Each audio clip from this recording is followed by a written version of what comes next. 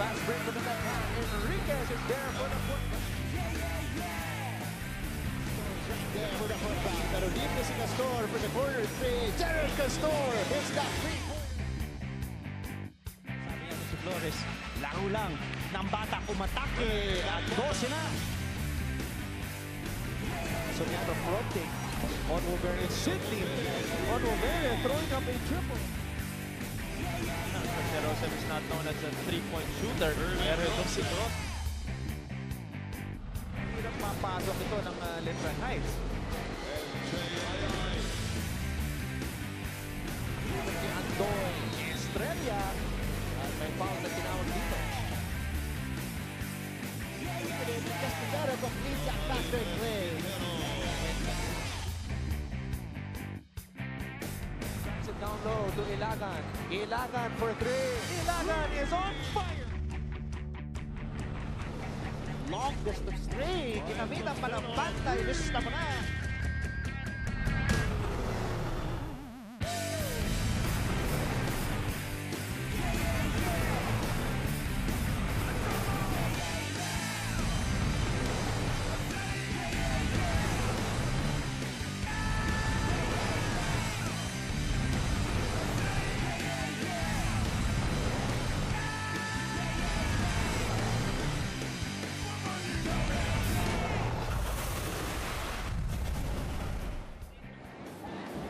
Nagpapatuloy ang nagbabagang aksyon natin sa inyo ng pinakamatandang liga dito sa Pilipinas in the collegiate level as we are back inside the Phil Oil Flying V Center sa lungsod ng San Juan kung saan handa nang sumabak sa gera sa unang pagkakataon sina Sidney Onwubere at ang Emilio Aguinaldo College Generals at ang kanilang mga katapat. Siyempre, ang College of St. Benil Blazers dito sa Season 93 ng NCAA. Pagkatapos magtagumpay ng Jose Rizal University kontra sa University of Perpetual Help System Delta Altas, ngayon naman it will be the Generals taking on the Blazers sa ating pangalawang laban at pagkatapos noon mapapanood natin ang isang kaabang-abang na laban sa pagitan ng San Beda College Red Lions, ang defending champions, at ang LPU Pirates. Pero bago yon, we have the Blazers taking on the Generals right here on SNA, and we are also seen live on SNA HD, Sky Cable Channel 166 all over the world via the Filipino channel and via live streaming sa sports.abs-cbn.com. Mabuhay Pilipinas! Ako po ang inyong lingkod, Anton Rojas, and joining me is a four-time collegiate basketball champion, one of the deadliest shooters sa kasaysayan ng Philippine basketball, at ang ating NCAA Analyst of the Week sapagkat ito ang kanyang pangatlong coverage ngayong linggo. Let's welcome Coach Renren Ritualo. Magandang hapon sa iyo, Anton. Magandang hapon sa mga teachers, sa estudyante, at sa mga fans ng NCAA. Renren, you were there sa makasaysayang NCAA On Tour, the first ever time that we've done it in Arellano University.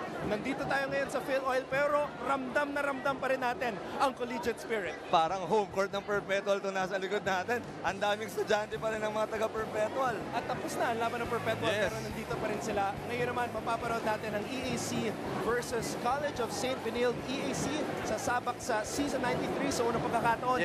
Ito namang CSB will look to pick up another win. Yes, last game, technical difficulties na nangyari against Perpetual and CSB. So, na-forfeit yung game na yun due to the wrong uniform na dala ng Perpetual Health.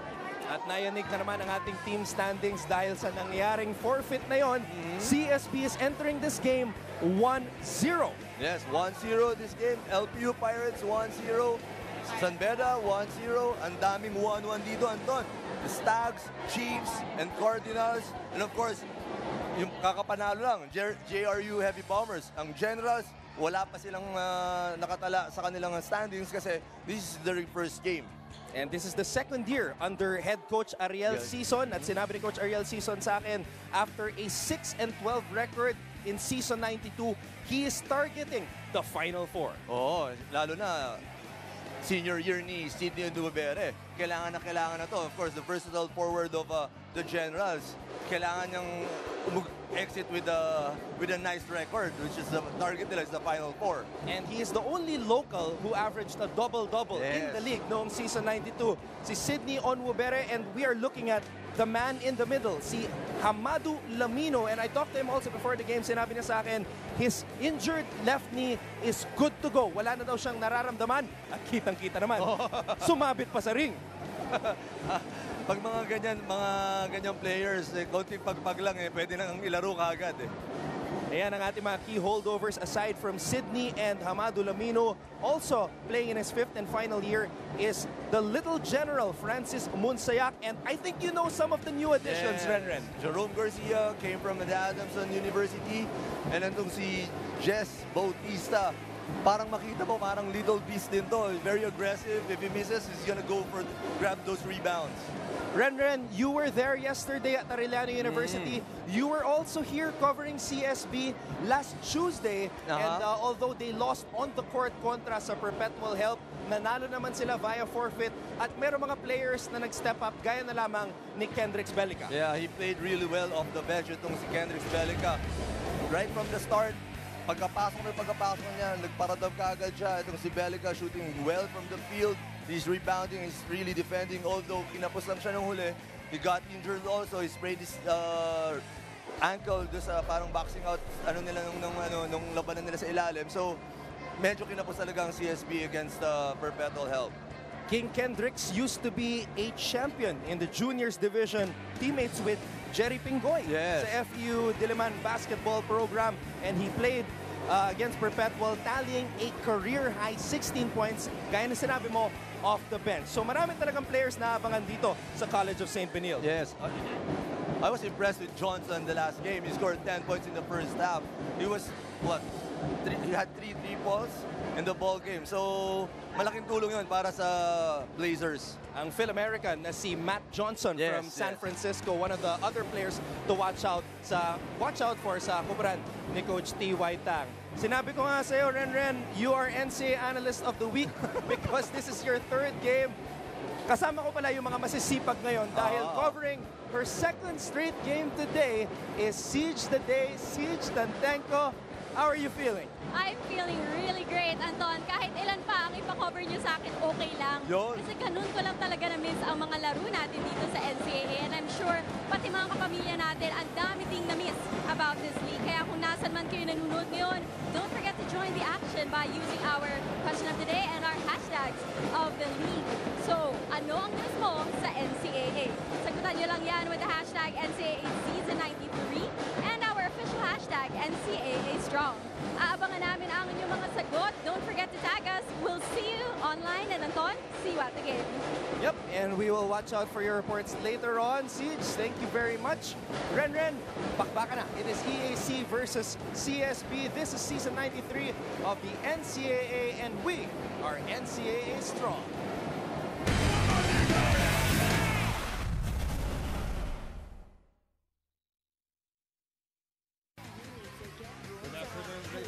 Gentlemen, and welcome back here at the Phil Oil Flying V Center for today's 2nd game in the seniors division of the NCAA Season 93, brought to you live via ABS-CBN SNA. It's the EAC Generals going up against the College of St. Benil Blazers. And now, let's call out the starting lineup. First, for the debuting EAC Generals. At shooting guard number 2, Juju Bautista. At small forward number 1, Sidney Onwubere. At point guard number 12, Francis Munsayak. Power forward number 47, Jerome Garcia. And at center number 15, Hamadu Lamino. The head coach for the Generals is Ariel Season. And now let's welcome the starting lineup of the College of St. Benil Blazers. And small forward number 9, Rene Santamaria. Center number 12, Clement Lucci. Power forward number 18, Dino San Juan. Shooting guard number 19, Matt Johnson. And at point guard number 23, Gerard Castor. Their head coach is T.Y. Tan.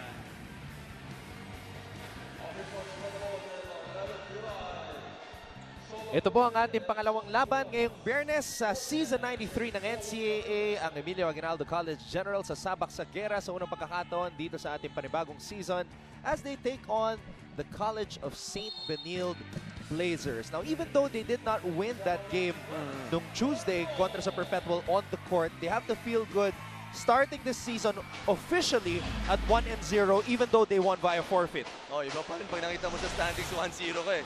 Yung confidence mo, aakyat pa rin yun. Siyempre, maganda rin naman ang nilaro nila that game, itong CSB Blazers.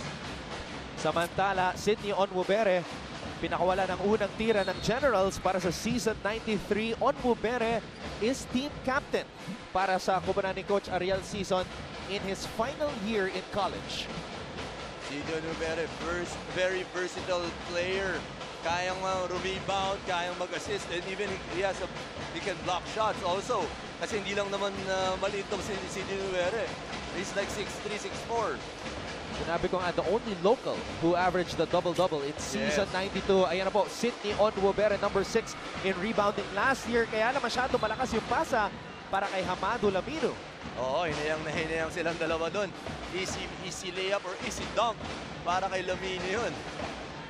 And Hamado Lamino had knee troubles in the off-season. Sinabi niya sa akin may injury siya sa kanyang MCL at sa ACL, both ligaments. But right now, he says he doesn't feel anything and he's been practicing since Monday. Oo, mukhang kayang-kaya naman niyang ilaro kasi kanina nakikita natin dumadunk siya sa mga warm-ups. Samantala, Munsayak is able to fish for a foul. He will head to the free throw line. Francis Munsayak playing sa kanyang huling taon dito sa NCAA. Oh, he's one of the leaders of this team, itong si Francis Munsayak. He can shoot that basketball. That time, pinakita niya na kaya niya rin mag-slash. Francis Munsayak averaging 9.9 points per game and 2.4 assists per game nung nakaraang season.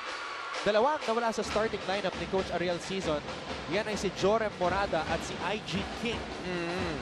Pero ito mga pinalit niya, ito mga bagong players niya, like Jerome Garcia at ito si Jesse Bautista, starters niya. Jerome Garcia came from Adamson. Yes. You know him. And Jesse Bautista, I was told by Coach Ariel Season, came from Southwestern University sa Cesafi.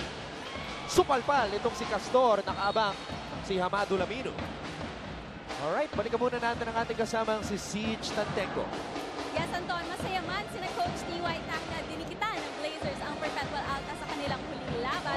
Sabi niya, it's not enough and what they want today is to get what they call a legit win. Sabi niya sa team, it's not enough to play 39 minutes of basketball, play the full 40 and bring home that win. Ang EDC naman, sabi ni Coach Ariel, meron silang alas na bago. Abangan niyo daw ang kanilang most improved player na si Sydney Onwubere. Sabi ko, ano kung bago? Sagot niya, may 3-point shooting na yan. Abangan natin yan, Anton. Wow! Actually, totoo yung sinasabi nila. As we can see, Lamino finishing that end one play. Ganda ng drop pa si Francis Munsayak that time, creating for his teammates. Balikan muna natin itong galaw ni Matt Johnson. You were impressed by this guy? Yes. Nakita ko siya first game nila. Scored 10 points. I think he had 3 3-points in that game and 1 free throw. Kung nasalo niya lang yung sa end game na pasa, pwede pang pumasok yun. Going back to what Siege was saying about Sydney Onwubere having 3-point shooting last year, he only shot 28 times and made 7. So 7 out of 28. Expect that number to go up dito sa Season 93. Nakalaban namin to off-season. May mga tira talaga siya sa 3 points, especially on top of the key. Sa gitna ang sweet spot niya. Onwubere, tinawagan ng traveling sa pagkakataon na yon. sinasabi ni Lamino sa kanya, dahan-dahan lang. Yan yung drop pass kanina ni Francis Monsayak para kay Hamadu Lamino. Well, he is pumped up. Itong si Hamadu Lamino, one of the most improved players ng season 92. Santa Maria Cabos, Lucho with the offensive rebound and the putback. Sipin mo na lang if Lucho didn't miss those 10 games last season para sa College of St. Benilde. Ang laki na may tutulong na ito. Iba rin yung may malaki ka sa gitna eh. He had that injured left quad. Kaya limitado itong si Clement Lucho nung nakaraang season. He hopes to stay healthy this year para kay Coach T.Y. Tan. The lone rookie coach dito sa season 93.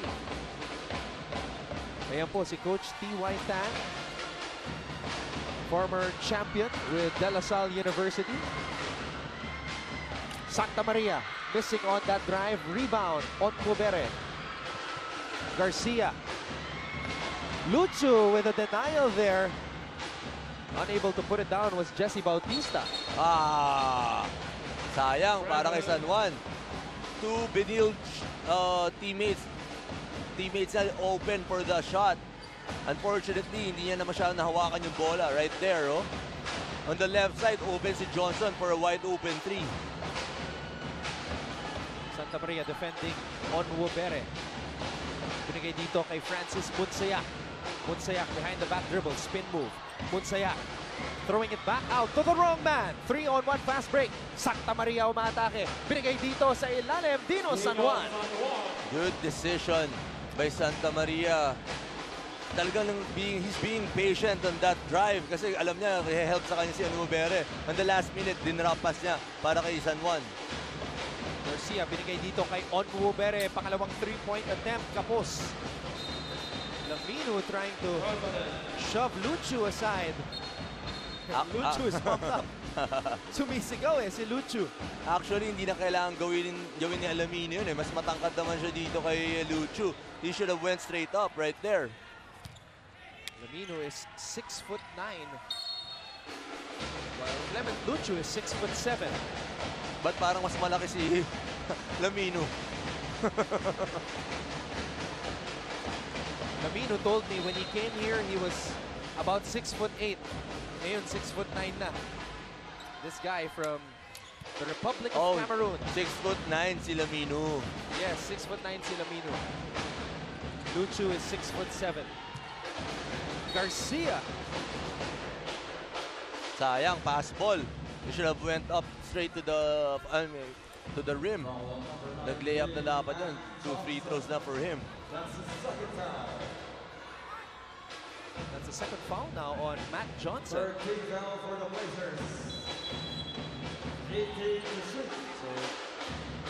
JJ Domingo is set to check in. Three-pointer doesn't go for Jerome Garcia. Castor has the basketball. The captain gives it down low to Clement Lucho. Jump hook does not work. Binigay dito ang bola kay Monsayak. Monsayak. Inaatake si San Juan. Monsayak off the glass. Kapos. Tapping ka na bola. Hamadu Lamino with the putback. That play made possible by Juju Bautista. Siya yung nakahawak ng bola doon. Tinapik niya going to Lamino.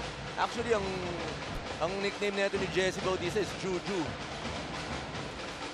Lucho is blocked by Lamino. Garcia all the way. If you have a shot blocker and you secure that rebound, go for that fast break every time. Go for easy points. Lamang na ang EAC 9-7. Santa Maria, no good. It is EAC basketball. Onwubere has the size advantage. Tapi ka na bola mapupunta dito sa Blazers. Santa Maria gets the basketball. Santa Maria could not finish. And San Juan was fouled on that putback attempt. Good drill job by San Juan. Hindi niya na-expect na masushoot ng kakampi niya yun. Ito, makita natin yung drop pass. Pero yung supalpal, ang sabi ni Lamino, no easy points. He's the #1 shot blocker in the NCAA, averaged 3.4 blocks per game ng season 92. Pagbabalik po tayo dito sa loob ng Phil Oil Flying V Center. Manatili po kayo nakatutok dito sa SNA.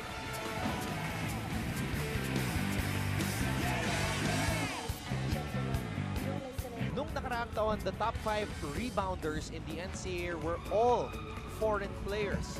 Number 6 in the rankings was Sidney Onwubere. At dito sa season 93, he is team captain playing in his 5th and final season sa NCAA. 14 points, 10 rebounds, 1 block shot ang average niya last season. Itong si Sidney Onwubere. Imagine how will he play this final season.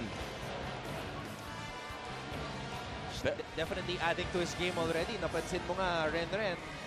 Coaching against him, meron na siyang outside shot. Sabi nyo, napansin namin yun itong off-season lang, nakalaban namin sila. He's shooting threes from the top of the key. So he was making it against us. And so far, he's had 2 3-point attempts dito sa laban na to. 4 minutes and 57 seconds nakitira dito sa first quarter as Dino San Juan will take 2. Mintis ang unang free throw ni Dino San Juan. Actually, yesterday yung game, and daming missed free throws. There's a lot of fouls, tapos yung missed free throws talaga, it hurt them. Mariana University unable to defend home court against the much improved San Sebastian College Recoletos. Masyado mataas yung pasa ni Onwubere. So, 2 passing errors na yan mula kay Sidney Onwubere. Now, Yankee Haruna out for the season because of that shoulder injury which he suffered a week before opening day. Actually, parang box out drill ata yung ginagawa nila dun Parang nahatak siya ng teammate niya na bumagsak. And Yankee told me that he's set to have surgery sometime next week. Yankee still here to support his teammates. That was a furious attack right there by Jesse Bautista. Yeah, he's so aggressive itong si Jesse Bautista. Kita mo naman sa physique niya. He's really going hard to the basket. Ayan, go hard siya every time. Ren, di ba, alam naman natin, ang laban sa Cebu, takbuhan yan. Sobrang physical. Yes. Something he learned from his time there with Southwestern University. First free throw niya, missed again. Francis Monsaya and a new general here, si Juju Bautista. Actually, comeback kid ito because nag-aral na daw ito sa EAC, tapos kinuha sa Southwestern University, bumalik lang sa Generals.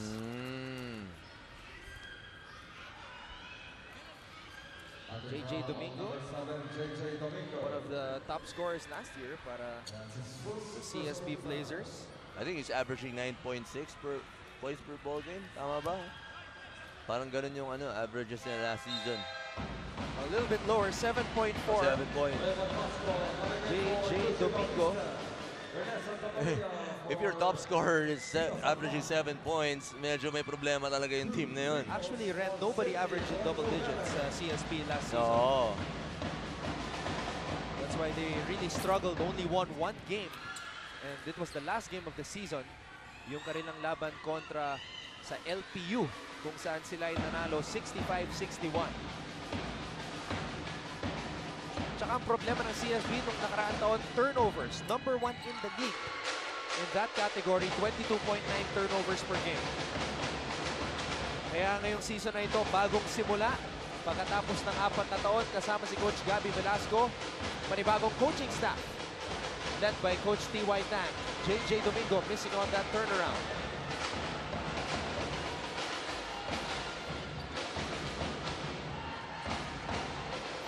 Onwubere wants the basketball, defended tightly by Dixon. Munsayak. Siyam na segundo sa shot clock. Munsayak. Nothing but air on that shot. Very physical itong si Dixon. Alam niya, ang main gunner ng Generals, etong si CD Onuebere. Kaya right there, pinipisikal niya, ayaw niya patanggapin ng bola.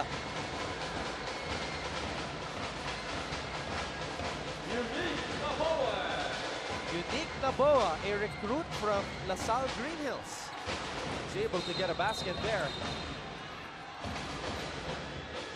At si Bunsayak, Medyo physical din si Naboa. After scoring, he's pressing that basketball against Francis Bunsayak. Medyo hindi ata nagugustuhan ni Francis Bunsayak yung pinipisikal siya. malaki din kasi ang kahan nitong si Unique Naboa.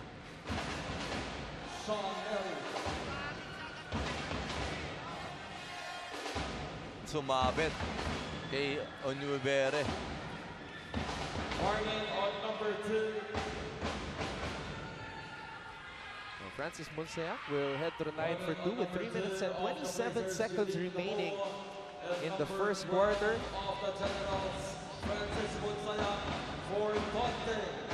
Bunsayak has been in the NCAA for a very long time. Ang kanyang rookie year was way back in 2012. Season 88 pa, hindi siya naglaro noong season 19. That was 2014 because of an MCL injury. Last year was the team captain and now playing out his final season. Balikan natin ang nangyari dito. Sumabit. Si JJ ang sumabit doon actually. Yes. JJ Domingo. Blazers. Now Sean Neri checking into the game, but we will take a break. 12-9 ang ating talaan pabor sa EAC.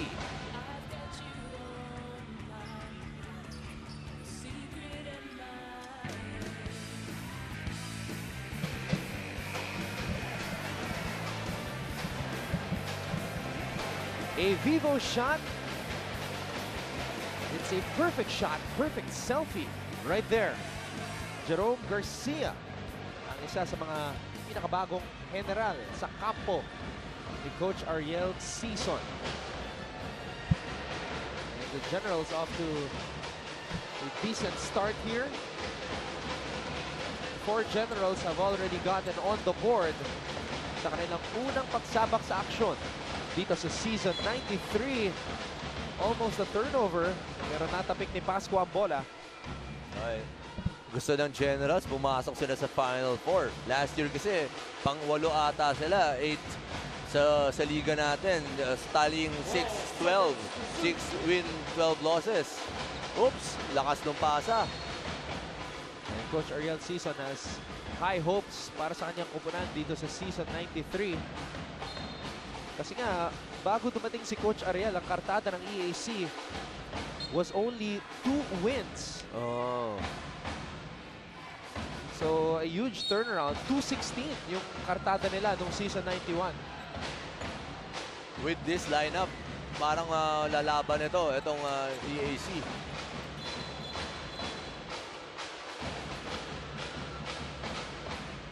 Foul trouble, I mean, penalty.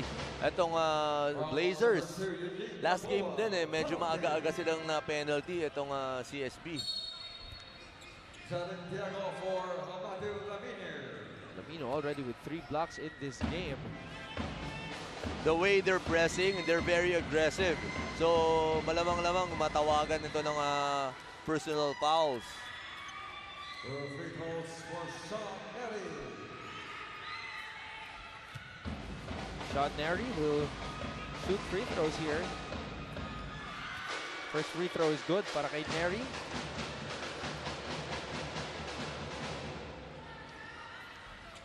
Kakapasok lang nito. 3 minutes and 30 seconds. First quarter. Malamig pa itong pagpasok niya. And Neri only averaged 7 minutes per game nung nakaraang season. But the thing is, Coach Ariel shows a lot of trust in him. Sapagkat he started 10 out of his 14 games. Offensive foul, tinawag dito. Dami rin yung mga ganyan. Kasi pag screen ka, you shouldn't move. Yun, nasaktan ata itong si D. Onuebere. Saan siya nasaktan?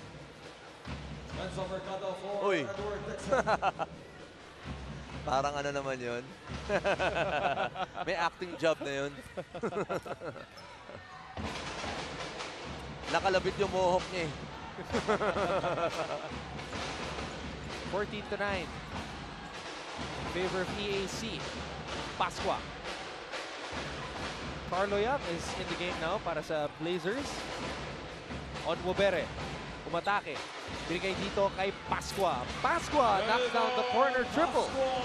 Ganda lang ball movement ng EAC. They were very patient on that against that zone defense ng CSP. Looking for that extra pass. Pasqua wide open. JJ Domingo. Binigay dito kay Young. Young, top of the key. 3! Carlo Young. Bawi ka agad ang 3-pointer ni Pasqua ni Carlo Young. Now zone press by St. Benil. Boom, Belica. King Kendricks. And look at Belica run. Oy, traveling. Ginanahan siya doon, Red. Yes, pero if you're the guard and you see your big man running, don't pass the ball right away. Make sure he's in the paint na pwede niya nang i-layup, hindi niya na kailangan mag-dribble. Ganun na mangyayari pag pinasa mo kaagad. Pasqua, what about the 3? Neri swings it to the other side. Jumper on the way, nothing but net on that shot. Lahat ng galing sa bench ni Coach Ariel Season, very confident in taking their shots. Jerick Diego, third-year forward. Ginanahan din after that shot called for a foul. Ano, wide open. Late si Carlo Young on that recovery. That's why na-shoot yung tirang yun. Oops. 15 seconds on the shot clock. 19-12 ang ating talaan. EAC on a 2-game winning streak. Oops. Kontra sa CSB dito sa NCAA. Winalis nila ang Blazers nung nakaraang season. Na-anticipate ni Neri yung pasa ni JJ Domingo on that play. Medyo maganda yung scouting report ng Generals doon. Kitang-kita nila kagad. At bench points, 7 points para sa Generals, 5 naman para sa Blazers. Pasqua binigay dito kay Onwubere. High-low play. Diego off the glass and in. 2 for 2 para sa kanya. Pagpasok pa lang niya, panira na, titira niya talaga eh. JJ Domingo. Sumabit ang depensa. It looks like it's another foul on Diego. Foul on number 28, Jerick Diego. That's his second. Pero nakikita natin yung hustle nitong si Jerick Diego. Oo, mukhang physical na player eh. Irving Mendoza. At ito naman ang atake ni JJ Domingo. Foul talaga. Maganda pa naman yung ginagawa niya. 2 personal fouls. Ngayon, mapipilitan si Coach Ariel Season na iupo siya. Oh, actually, akala ko si Diego pinalitan ni Lamino. Si Cidio Nuvere pala. Mananatili sa loob ng court. Yes. Itong si Jerick Diego. And there's JS Domingo, The twin brother. who is 5 minutes younger. 5 minutes younger. 5 minutes younger daw eh. Matagal-tagal yung 5 minutes.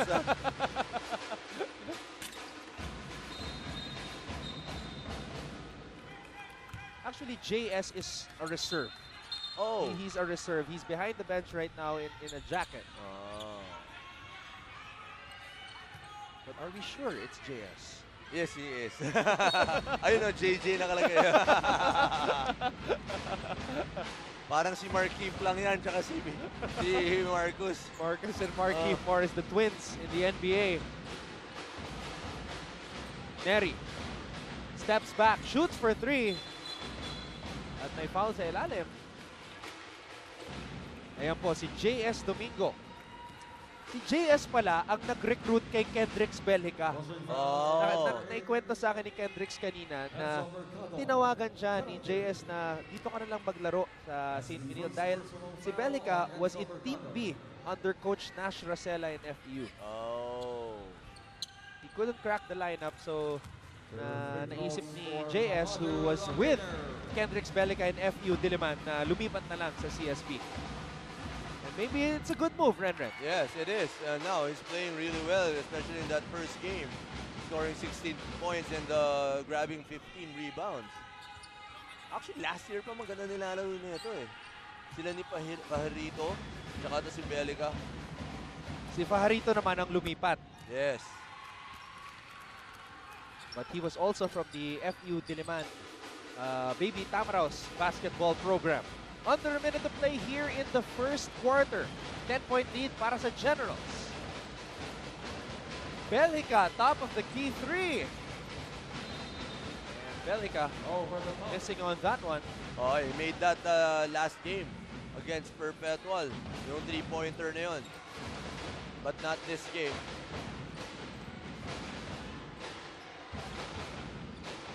Pascua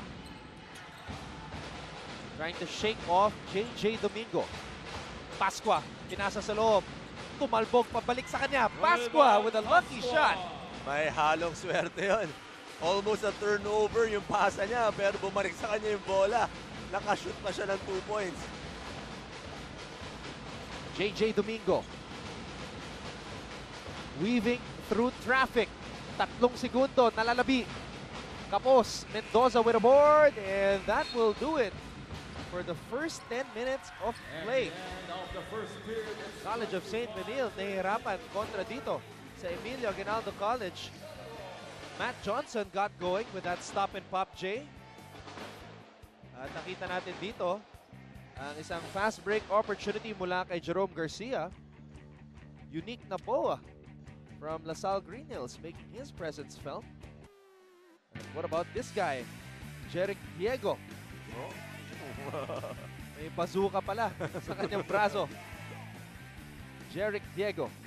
EAC leads CSB 25-13. Second quarter sa aming pagbabalik. Ito po ang aming live coverage ng NCAA Season 93 sa SND.